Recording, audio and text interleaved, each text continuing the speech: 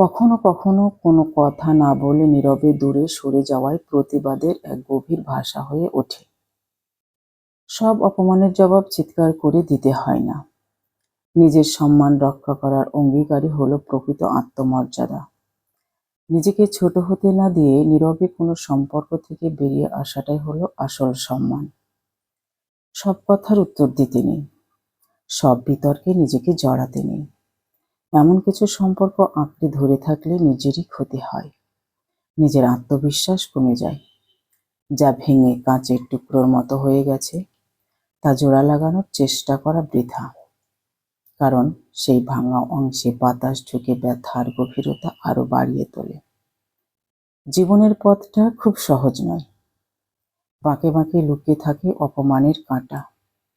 কখনো তা তীক্ষ্ণ কথার আঘাত হয়ে বিঁধে, আবার কখনো বা নীরব উপেক্ষা হয়ে।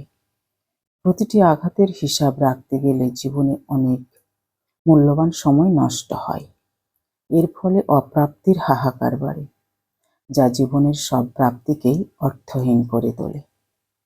তাই সময় থাকতে প্রয়োজনীয় সম্পর্ক ও অপ্রীতিকর কথা ছেড়ে দিতে শিখতে হয়। যেখানে সম্মান বা ভালোবাসা নেই, সেখানে থাকার কোনো দরকার নেই।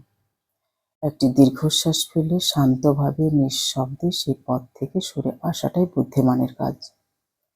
পেছনে ফিরে তাকানোর দরকার নেই, কারণ সামনে নতুন সূর্যকে স্বাগত জানাতে হবে যে। দূরে সরে যাওয়া মানে হেরে যাওয়া নয়, বরং নিজেকে নতুন করে খুঁজে বের করার নাম। এতে নিজেকে সম্মান জানানো এবং নিজেকে ভালোবাসার এক নতুন পথ।